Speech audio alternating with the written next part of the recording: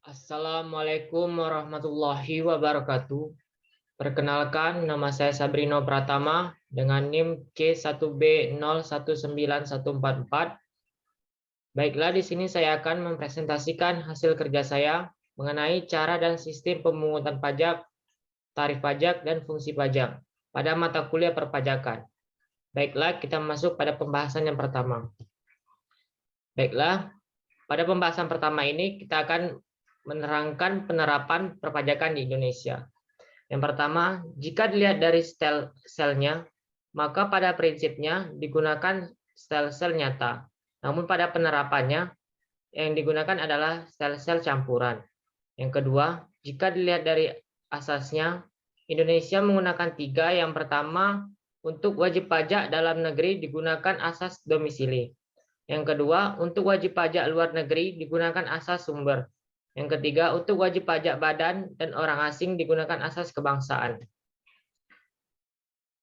Sistem pemungutan pajak. Di sini terdapat tiga. Yang pertama, Official Assessment System, yaitu suatu pemungutan yang memberikan wewenang kepada pemerintah atau fiskus untuk membentuk besarnya pajak yang terutang oleh wajib pajak.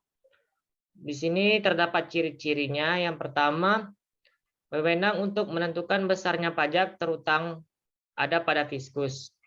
Wajib pajak bersifat pasif, utang pajak timbul setelah dikeluarkan surat penetapan pajak oleh fiskus. Yang kedua, Self Assessment System, yaitu suatu sistem pemungutan pajak yang memberi wewenang kepada wajib pajak untuk menentukan sendiri besarnya pajak yang terutang. Ciri-cirinya, wewenang untuk menentukan besarnya pajak terutang ada pada wajib pajak sendiri. Wajib pajak aktif, mulai dari menghitung, menyetor, dan melaporkan wajib pajak yang terutang. Fiskus tidak ikut campur dan hanya mengawasi. Yang ketiga, withholding system, yaitu suatu sistem pemungutan pajak yang memberi wewenang kepada pihak ketiga, bukan fiskus, dan bukan wajib pajak yang bersangkutan, untuk memotong atau memungut pajak yang terutang oleh wajib pajak. Ciri-cirinya, wewenang memotong dan memungut pajak yang terutang ada pada pihak ketiga, yaitu pihak selain fiskus dan wajib pajak. Selanjutnya, tarif pajak. Di sini terdapat 4 dasar tarif pajak. Yang pertama, tarif tetap, yaitu tarif berupa jumlah yang tetap atau sama terhadap berapapun jumlah yang dikenakan pajak sehingga besar pajak yang terutang tetap.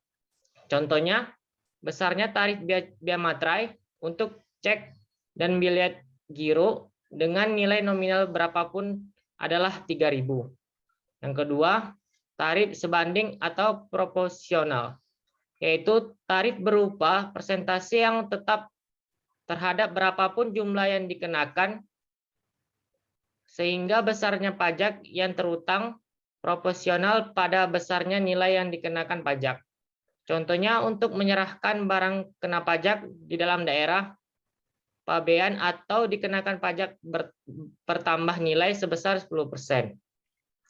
Yang ketiga, tarif progresif, yaitu tarif berupa persentase tarif yang digunakan semakin besar bila jumlah yang dikenakan pajak semakin besar. Contohnya, pasal 17 Undang-Undang Pajak Penghasilan untuk wajib pajak orang pribadi dalam negeri. Yang keempat, tarif degresif, yaitu tarif berupa persentase tarif yang digunakan semakin kecil bila jumlah yang dikenakan pajak semakin besar. Contohnya, dana pengenaan pajak sebesar 1 juta, tarif yang dikenakan 10%. Namun jika besar pengenaan pajak lebih besar sebesar 4 juta, maka tarif yang dikenakan semakin kecil sebesar 7%. Baiklah, di sini ada fungsi pajak terdiri dari 4. Yang pertama, fungsi anggaran atau budgetar, yaitu pajak berfungsi sebagai salah satu sumber dana bagi pemerintahan untuk membiayai pengeluaran-pengeluarannya.